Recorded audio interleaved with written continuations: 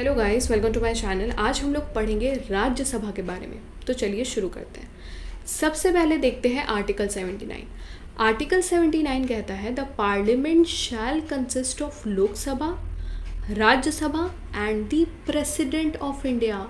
मतलब राज्यसभा को constitutional sanction कौन से आर्टिकल द्वारा दिया गया है? आर्टिकल 79 द्वारा दिया गया है। आर्टिकल 79 कह रहा है the parliament shall consist of Lok Sabha and Rajya Sabha. That means there has to be both the houses of the parliament at the level of the union.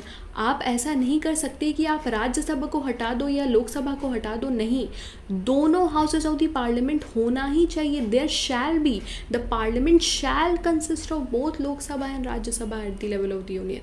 ठीक है, तो मैंडेटरी बाइकैमरलिज्म है at the level of the union. Mandatory bicameralism मतलब ये mandatory है कि दो houses होने ही चाहिए eight the level of the union, लेकिन स्टेट लेवल पे ये मैंडेटरी नहीं है। तो स्टेट में आप बहुत सारे स्टेट्स में देखोगे कि लेजिस्लेटिव असेंबली तो है लेकिन लेजिस्लेटिव काउंसिल नहीं है। तो स्टेट्स में there is no mandatory bicameralism. But जब बात आती है यूनियन की, जब बात आती है पार्लियामेंट की, तो दोनों होना चाहिए, लोकसभा और राज्यसभा दोनों होना चाहिए।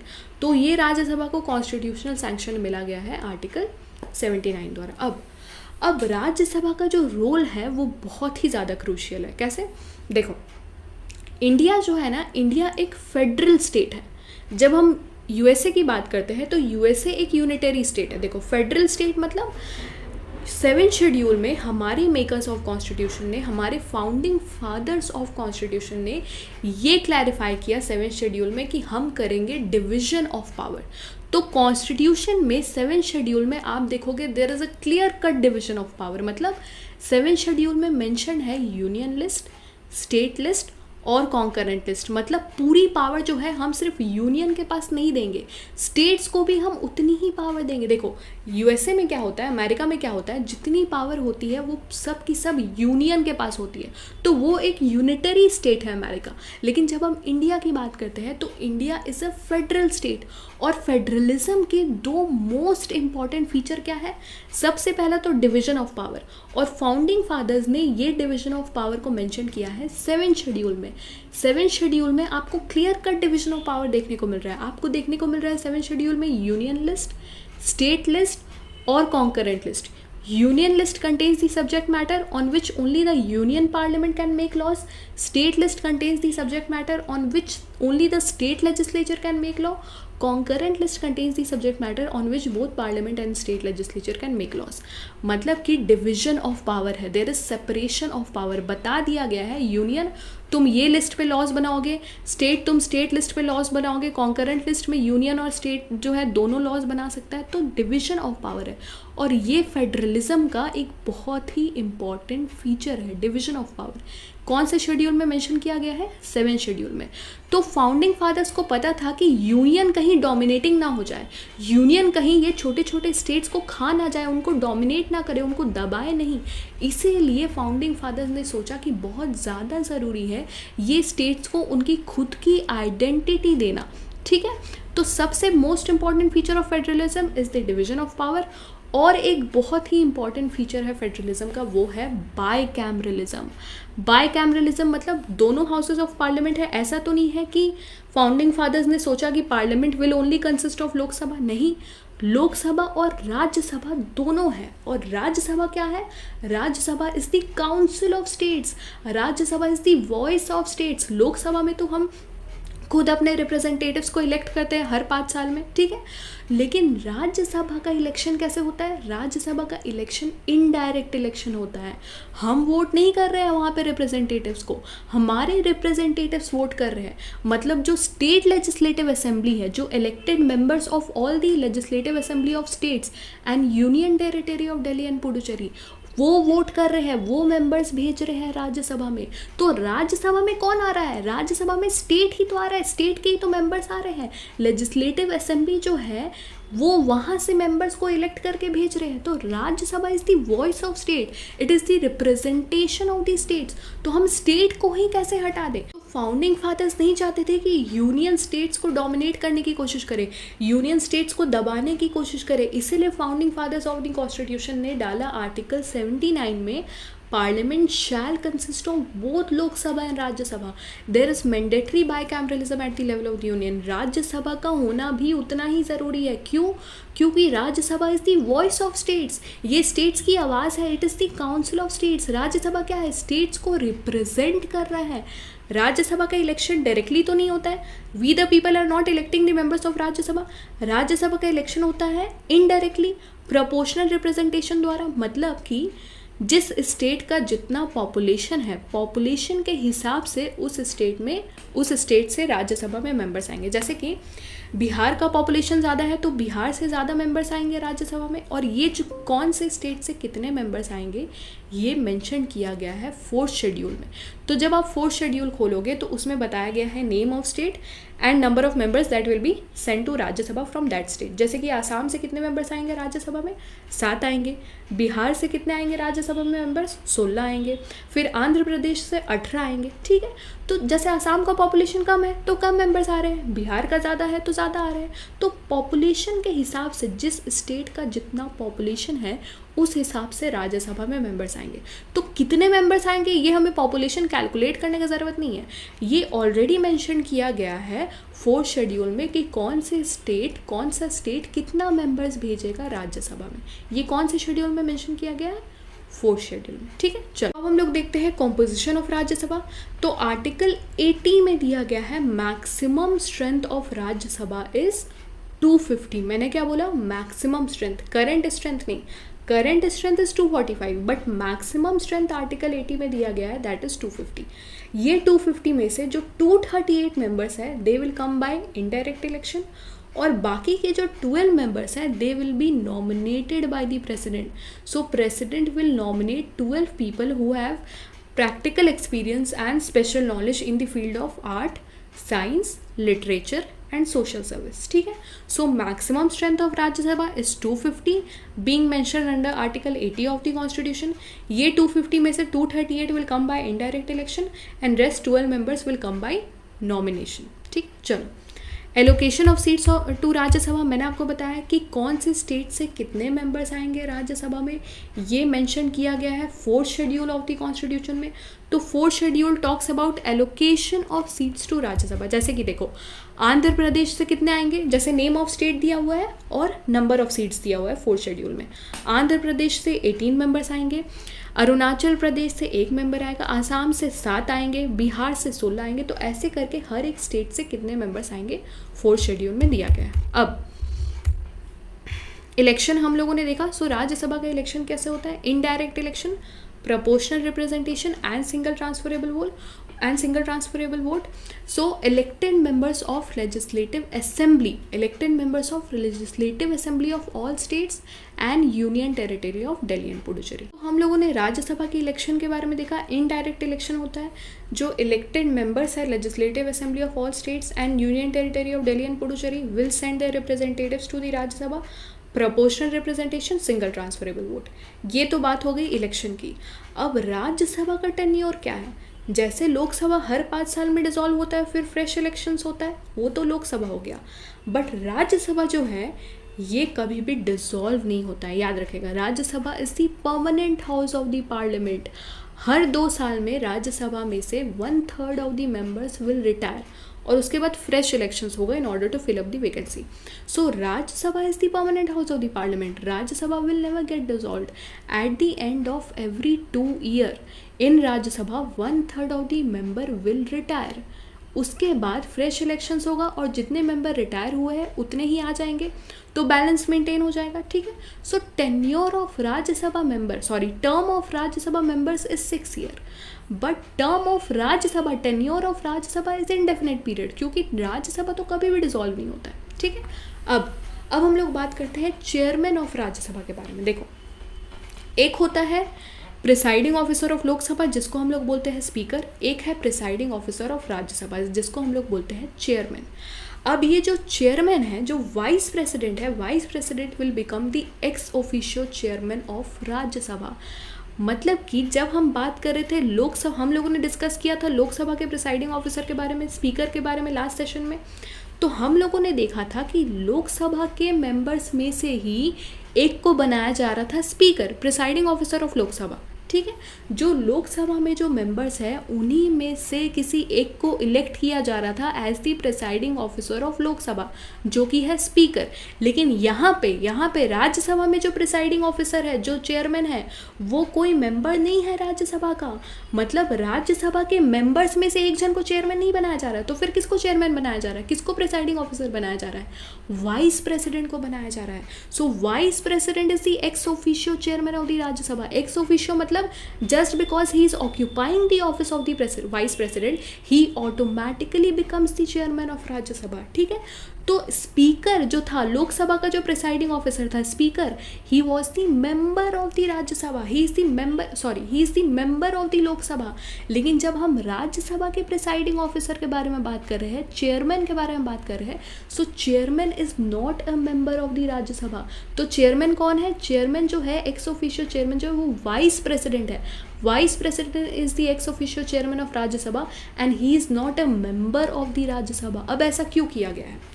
वहाँ पे speaker is the member of Lok Sabha और deputy speaker is also a member of Lok Sabha. यहाँ पे chairman is not a member of Rajya Sabha but deputy chairman is a member of Rajya Sabha. अब ऐसा क्यों हो रहा है कि चेयरमैन जो है वो मेंबर ऑफ राज्यसभा नहीं है? मतलब क्यों?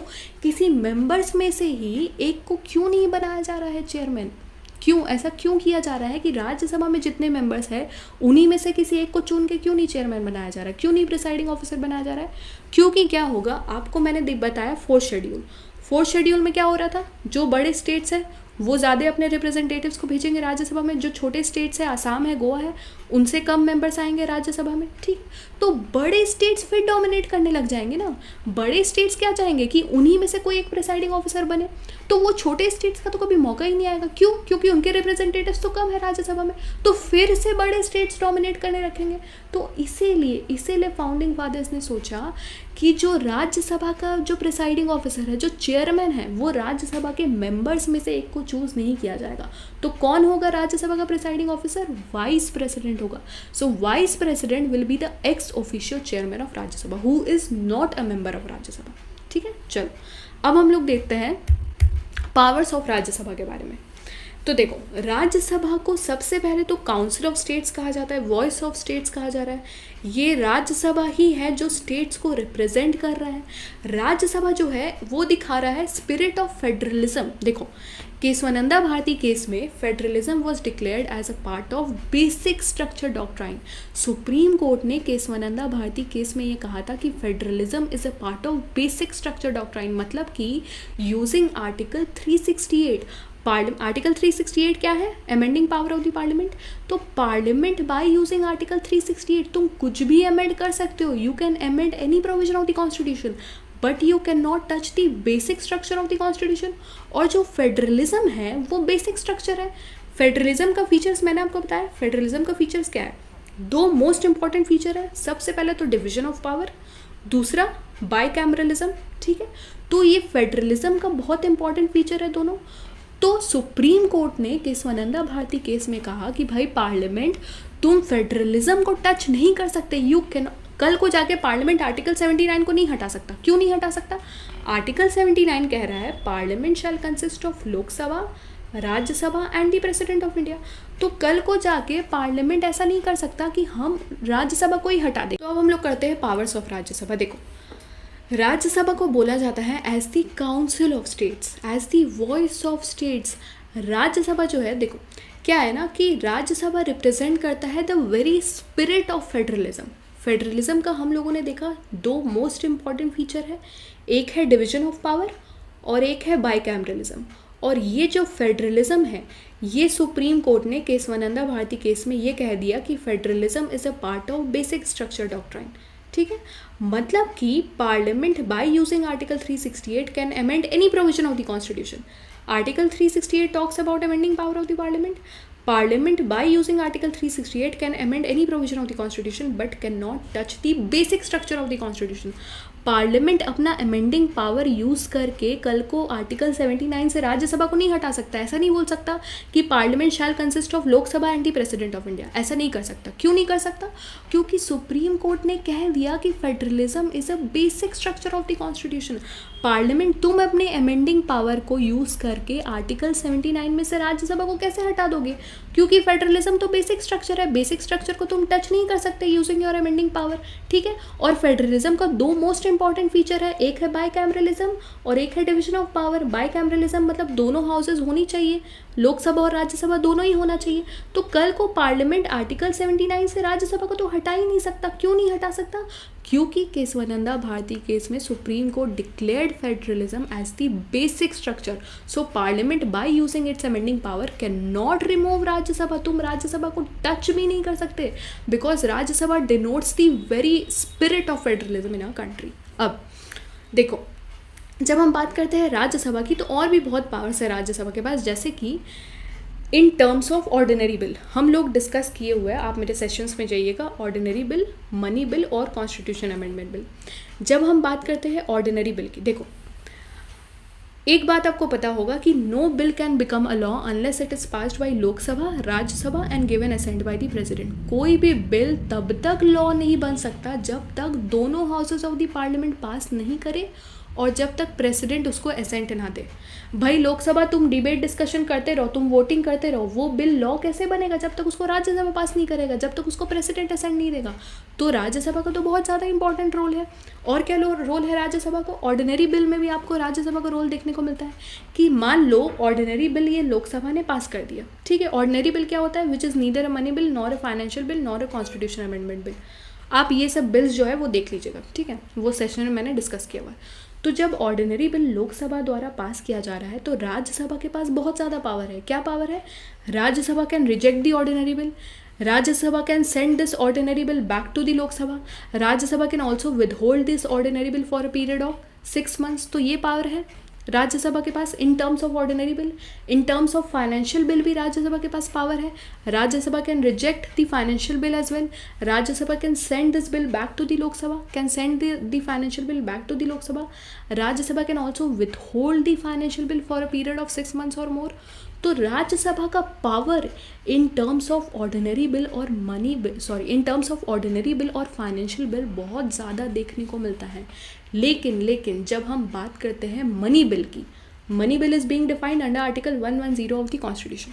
लेकिन जब हम बात करते हैं मनी बिल की तब राज्यसभा का रोल थोड़ा सा कम हो जाता है। कैसे? थोड़ा नहीं, एक्चुअली बहुत कम हो जाता है। देखो, लोकसभा ने ये मनी बिल को पास किया, राज्यसभा ये मनी बिल को रिजेक्ट नहीं कर सकता। क्या नहीं कर सकता? रिजेक्ट नहीं कर सकता। Rajya Sabha for a maximum period of 14 days तक के लिए ही इस बिल को विथहोल्ड कर सकता है। अगर 14 डेज के बाद भी राज्यसभा ने पास नहीं किया तो ऐसा मान लिया जाएगा कि पास कर दिया गया। It shall be deemed to be passed. भले ही राज्यसभा 14 दिन बाद वो मनी बिल को पास ना करे, 14 दिन तक उसको विथहोल्ड कर ले, ठीक है, उस पर एक्ट ना करे, उस बिल को, उस मनी बिल को विथहोल्ड कर दे, लेकिन 14 दिन बाद the bill shall be deemed to be passed. ऐसा मान लिया जाएगा कि पास हो गया है by both Lok Sabha and Rajya Sabha. तो जब हम मनी बिल के बारे में देख रहे हैं तो राज्यसभा का रोल लिमिटेड है। Rajya Sabha can not reject the money bill, Rajya Sabha can withhold the money bill only for a period of 14 days, maximum 14 days. 14 days के बाद भी अगर राज्यसभा ने पास नहीं किया, मत पास करो, it shall be deemed to be passed. ऐसा मान लिया जाएगा कि ये पास हो गया, ठीक है। और Rajya Sabha can also suggest some recommendation in case of money bill, ठीक है, कि लोकसभा को बता सकता है कि ये चीज़ जो है आप मनी बिल में थोड़े बहुत चेंजेस कर दो। लेकिन ये जो रिकमेंडेशन है जो राज्यसभा ने लोकसभा को दिया इन टर्म्स ऑफ मनी बिल, ये रिकमेंडेशन लोकसभा पे बाइंडिंग नहीं है, ठीक है। ऐसा नहीं है कि मानना ही पड़ेगा जो भी राज्यसभा रिकमेंडेशन देगा इन टर्म्स ऑफ मनी बिल, ये लोकसभा को मानना ही पड़ेगा क्या? नहीं मानना पड़ेगा, ठीक है। So recommendations by the Rajya Sabha to Lok Sabha in terms of money bill is not binding on Lok Sabha. अब हम लोग बात करते हैं कुछ स्पेशल पावर्स, कुछ एक्सक्लूसिव पावर जो सिर्फ और सिर्फ राज्यसभा के पास है। सबसे पहला आर्टिकल 249 में दिया गया है, Rajya Sabha can authorise the parliament to make a law on a subject enumerated in the state list. देखो क्या होता है, जब इमरजेंसी, सपोज नेशनल इमरजेंसी है या प्रेसिडेंट रूल है, तो जो स्टेट लिस्ट है वो पार्लियामेंट के कंट्रोल में आ जाता है। मतलब parliament has the power to make laws on the subject matter that is being mentioned under the state list. But ये पार्लियामेंट को ऑथराइज कौन करेगा कि तुम स्टेट लिस्ट पे लॉज बना सकते हो? ये करेगा Rajya Sabha. Rajya Sabha can authorise the parliament to make a law on the subject enumerated in the state list. तो ऑथराइजेशन कौन देगा? Rajya Sabha. Next article 312, it can authorise the parliament to establish new all India services. तो कल को जाके, आज तो all India service IAS IPS IFS ये है, अगर कल को जाके कोई न्यू ऑल इंडिया सर्विसेज भी बनाना पड़े तो वो भी पावर राज्यसभा के पास है। हम लोगों ने किया कुछ एक्सक्लूसिव पावर्स जो राज्यसभा को मिली हुई है। So that's it for today. If you like this video please do subscribe to my channel and I will see you in the next session. Till then take care, bye bye.